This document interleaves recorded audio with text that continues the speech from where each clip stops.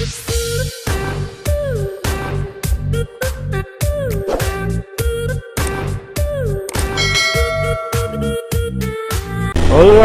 good morning mga pamensahero.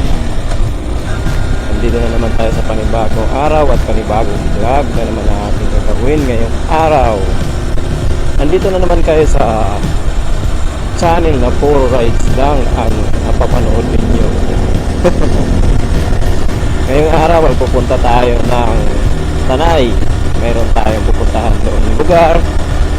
Titignan natin kung maganda ba talaga doon. So, ako lang mag-isa ngayong araw. Oras natin ay 4:40 ng umaga. So, tignan natin kung ano oras tayo makarating doon. Ako lang muna mag-isa ngayon kasi wala akong mga kasamang sinama kasi gusto ko ma-experience na bumiyahe mag-isa. So, sana walang kabiriya sa daanan. Alright? Update ko na lang kayo mamaya. Sana ang banda.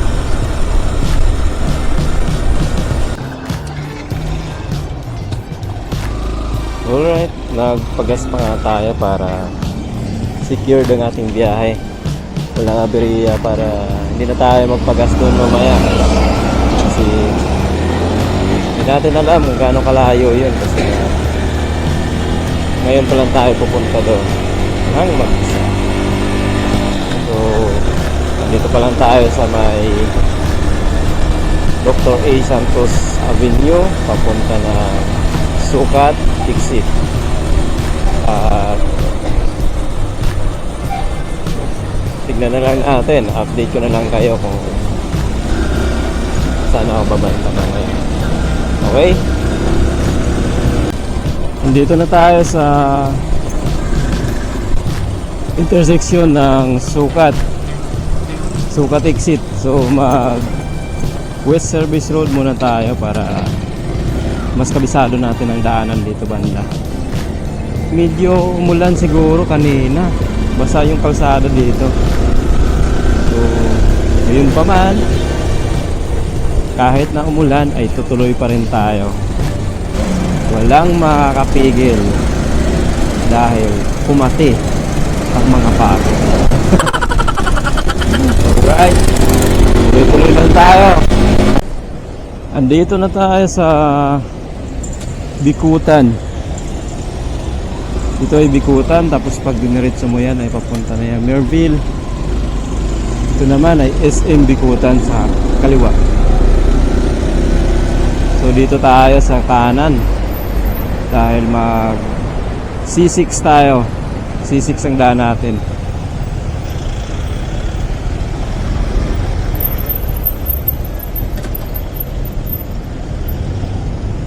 Ito yung sinasabi ko sa inyong barrier sa nakaraang vlog ko mga kaibigan, mga kamensahero, na mag-ingat kayo dito pag dumaan kayo ng Bikutan, itong pababa ng C6 dito sa may DOST. Kasi yung mga barrier dito ay walang reflector light. Kaya tingnan nyo, hindi siya gaanong halata masyado kapag wala kang malakas na ilaw. At wala ring ilaw dito sa lugar na to halos. Nakapundi pa siguro dahil sa ginagawa pa lang yung kalsada. So mag-ingat na lang kayo. Ingat na lang po pag dumadaan dito.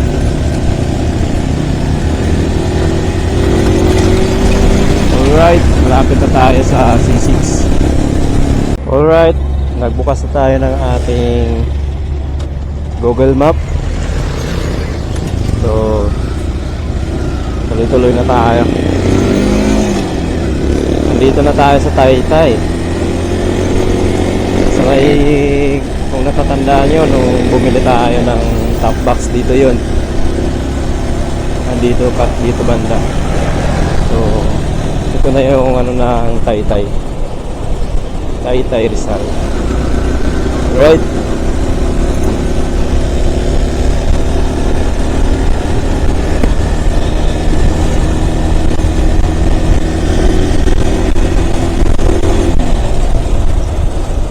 Kita mo yung mga to, nakita na nakapula pa, dire-diretso lang. Pag na-disgrasya, iyak-iyak. Oh no. 30 seconds pa yun mga kaminsahero, pero dire-diretso sila.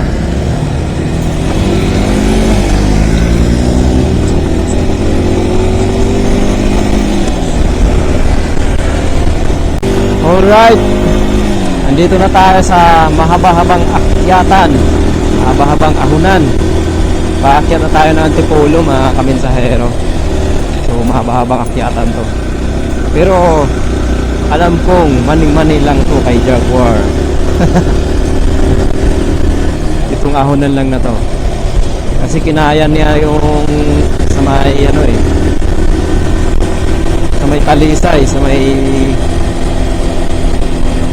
Tagaytay. Kaya so sigurado kayang-kaya niya rin akyatin itong Antipolo na to. Mahaba-habang akyatan to, alam ko Ngayon, pahon tayo ng pahon.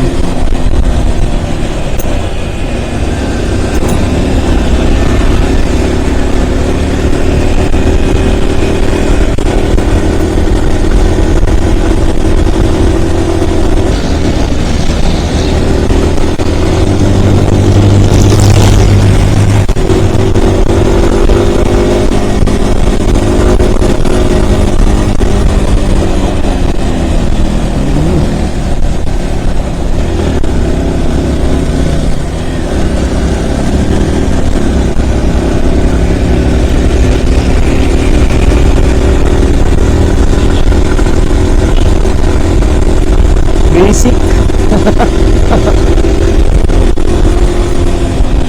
Basic kay Jaguar.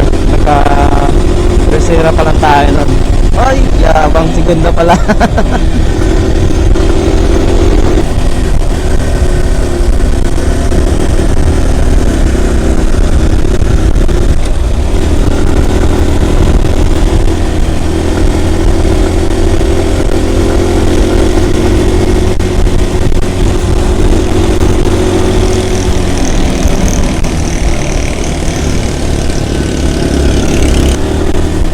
Alright, nandito na tayo sa taas. Nakaakyat na tayo. Saka basic lang kay Jaguar yung akyatin na ganun. Kasi kabisado ko na to si Jaguar. Talaga hindi ka ni pabibiguin. Masarap bumiyahe kapag ganitong madaling araw pa lang, kasi hindi ka maraming tao. Marami ka pang makikita ng magagandang view. Dito, mapat na dito. So sa inyo, ang masasabi ko lang ay habang bata pa tayo, habang malakas pa ang ating katawan, ay huwag niyong hayaang makalipas sa mga ganitong klaseng pagkakataon, kaminsahero.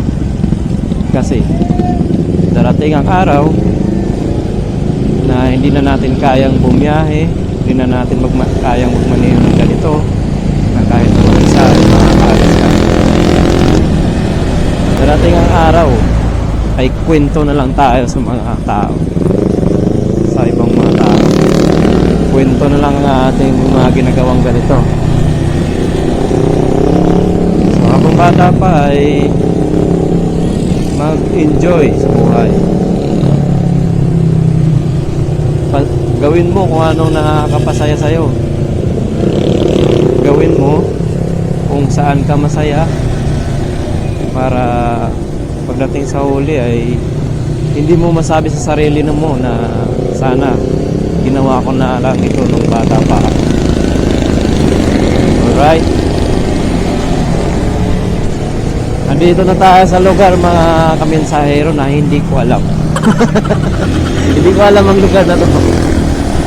Tignan nyo mga kaminsahero, medyo maliwanag na, pero tignan nyo ang kapaligiran. Napakaganda. Wow, hindi mo halos makita ang kabundukan sa kapal ng usok. Wow,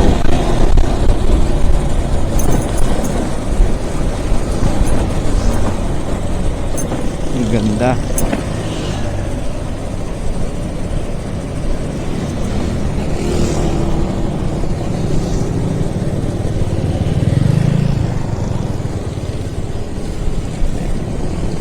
Wow, siko. Grabe ang ano na ito.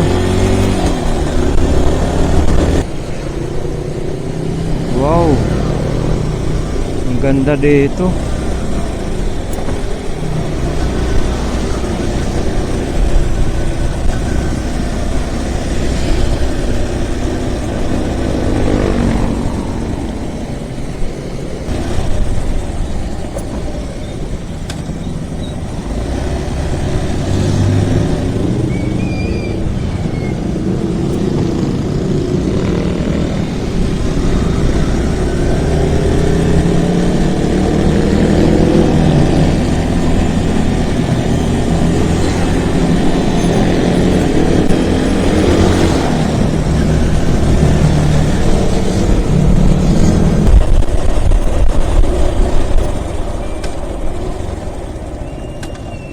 Alright. Sino mauna? Sige, mauna na kayo. Ito may nalaglag. Buti hindi mabilis yung ano niya, yung takbo ng tricycle. Nalaglag yung dala ng ali.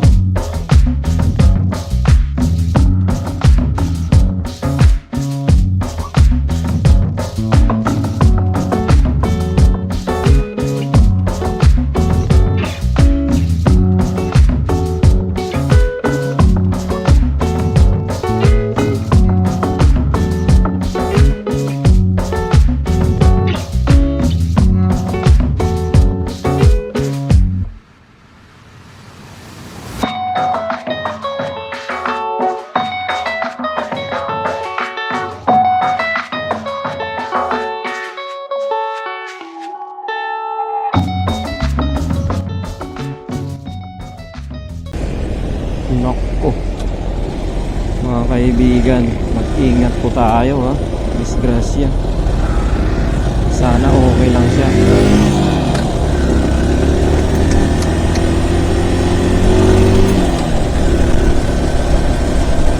Mga kamensahero, kunting advice lang sa mga riders na kagaya ko, yung mga mahilig mag-ride. Pagdating sa daanan ay mag-ingat po tayo. Ugaliin lagi na nakasuot ang helmet sa ulo, hindi nakalagay sa siko. Nakita niyo yung nadaanan natin, may disgrasya. So sana okay lang siya. Ahon na naman.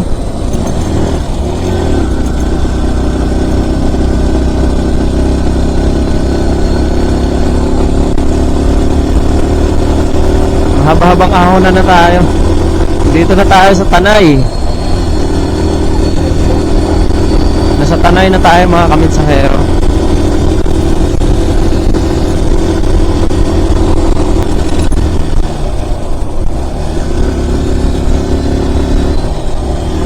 Shoutout sa ating mga siklista.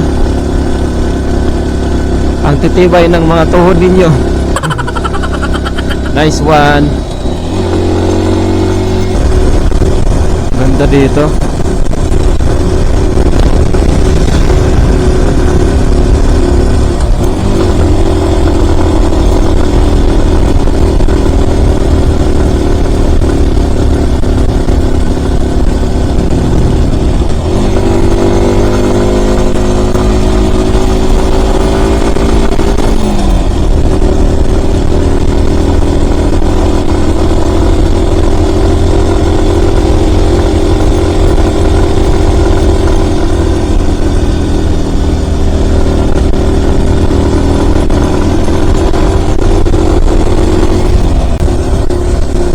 Nasa Marikina Infanta Highway na tayo mga kamensahero.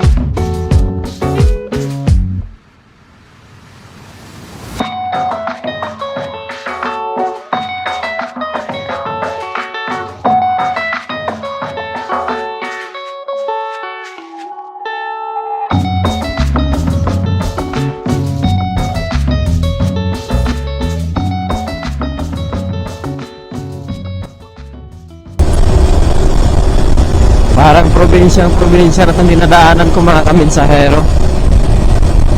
Ilan-ilan lang yung mga nakamotor na nakakasabay ko dito. Parang wala pang gaanong riders na nakakasabayan. Siguro dahil maaga pa. Pero maganda naman yun, at least maaga para hindi tayo masyadong sa daanan. Crowded sa daanan kumbaga. Alright, medyo malapit na tayo sa ating pupuntahan. 29 minutes na lang at ang oras natin ay 6:17 ng umaga. Aga natin mga kaminsahero. Kunting-kunti na lang. Sabi ko nga sa inyo, mag-almusal lang ako dito at magkakape. Ibang klaseng trip din. Kaya sabi ko sa inyo na habang malakas pa kayo at bata pa kayo ay gawin nyo kung anong gusto nyo habang malaya pa kayo. Ganda dito. Ganda ng formation ng mga pine tree. Pine tree ba ang tawag dyan?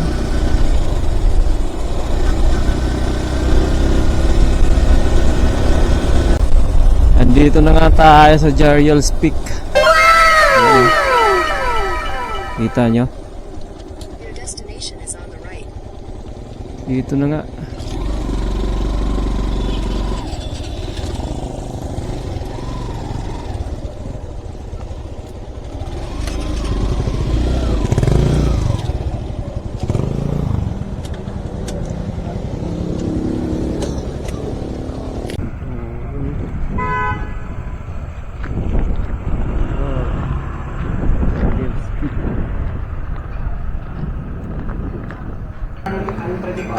Ito yung mga menu.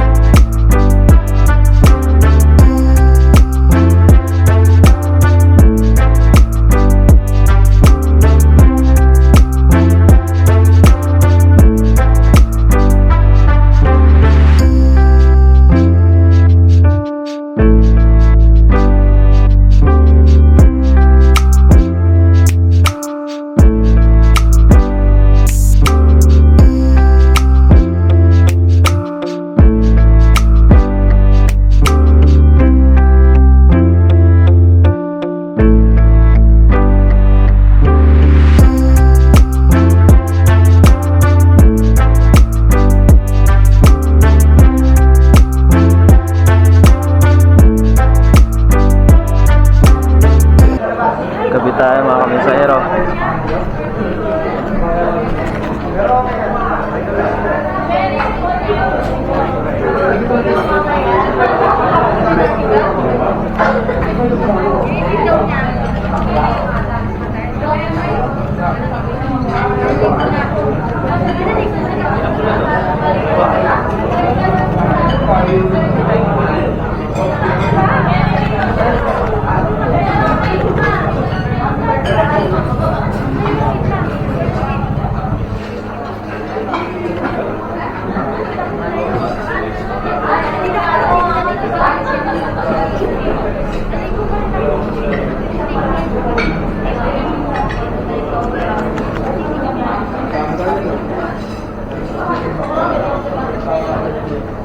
barako in order natin kasi gising tayo.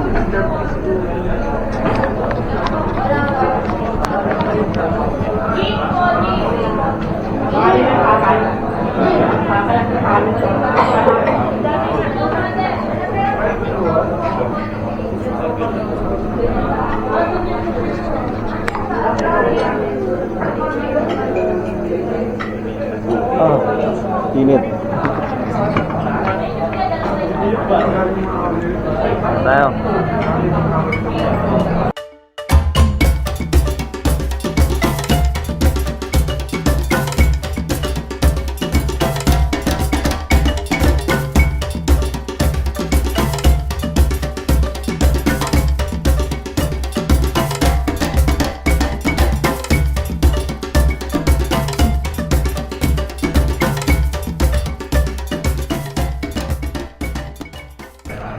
Yun, tapos na tayo kumain dito sa Jariel. Biyahe na naman tayo pupunta, pabalik na siguro sa atin. Titingnan natin mamaya kung may mapupuntahan pa tayong iba na pwede nating daanan. Dami ng tao dito. Buti na lang at maaga tayo nakarating. Kung hindi, mahaba ang pila pala dito kapag medyo tanghaliin ka, kaya mas okay talaga na inagahan natin. Right, balik na tayo ng parking.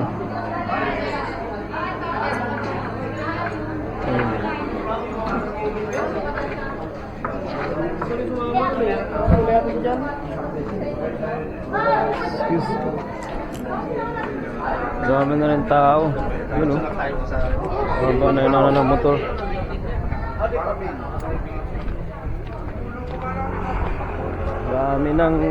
Dami palang pumupunta dito pag weekend. Ayun, Jariel Peak. Yan. So, gaganda ng mga motor. Ang tanong ngayon, paano natin ilabas ang motor natin na nakulong sa gitna? Okay, pwede siyang makalabas. Yan o. Wow. Alright, tapos na tayo dito kumain sa Jariel Peak at busog. In order pala natin doon ay bear silog, tapos barako na kape pagpagising sa biyahe. Kasi maaga pa tayo dito, medyo inaantok pa ako kanina pang bumabiyahe, kaya kape ang in order natin. Sarap na mga pagkain dito. Iba-iba yung menu. Papakita ko na lang. Kita nyo naman sa video. So, busog. Yun lang naman talaga pinunta ko dito, yung kape tapos almusal. Matagal ko na kasing balak na pumunta dito, kaya natuloy din. Ang daming tao dito. Daming mga motor na nakaparada. Doon lahat yan sa doon lahat sa loob kumakain. So dapat kung pupunta ka dito, agahan nyo na lang para mauna kayo sa pila. Kasi kung medyo tanghali kayo pumunta, ay mahaba ang pila. Matatagalan ng serving kasi ilan lang nagsiserve. Alright, update ko na lang kayo mamaya. Bye.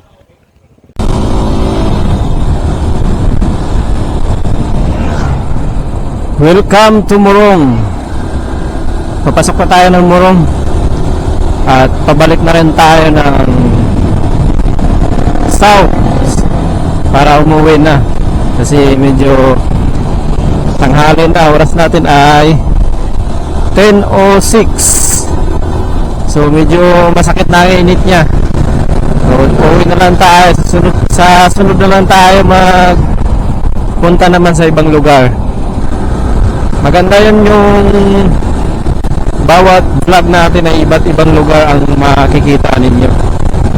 Para kahit laging rides lang nakikita ninyo sa vlog ko, at least iba-ibang lugar naman.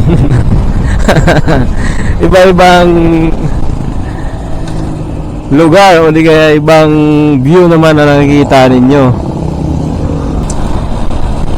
Bali sa sunod na video natin ay siguro sa south naman tayo. I-alternate lang natin ang ating vlog. Ngayon sa north tayo. So ibig sabihin sa sunod sa south naman para ang birang buhay. Para iba-ibang lugar naman makikita nyo.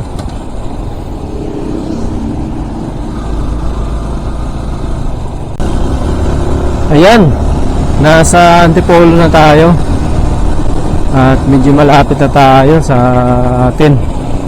Ilang ano na lang, 46 minutes na lang, nasa sukat na tayo. Yun na nga. Sorry nga pala sa mga kaibigan ko kung hindi ako nagpasabi na magra-rides ako ngayon mag-isa. Gusto ko lang kasing masubukan. Gusto ko lang masubukan mag-rides na mag-isa kung anong pakikiramdam, kung kakabahan ka ba or may excited ka. Kung may excite ka ba or kakabahan ka kasi nga mag-isa ka lang. So, siyempre, may excite ka kasi mapupuntahan mo yung lugar na yun na ikaw lang mag-isa.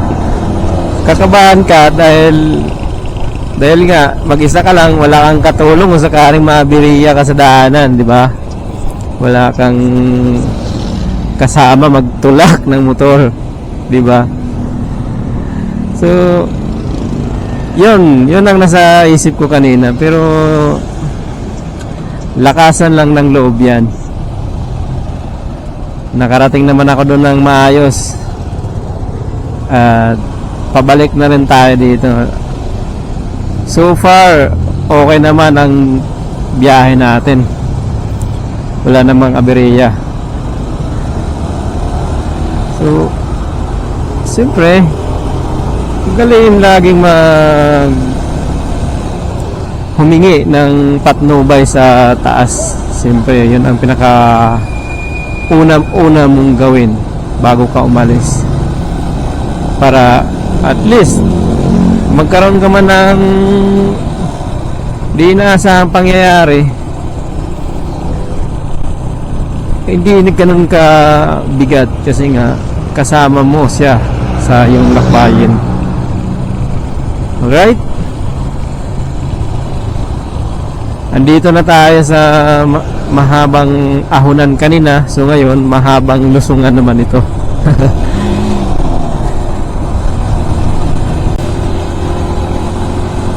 So ayun na nga mga kamensahero, andito na tayo sa C6.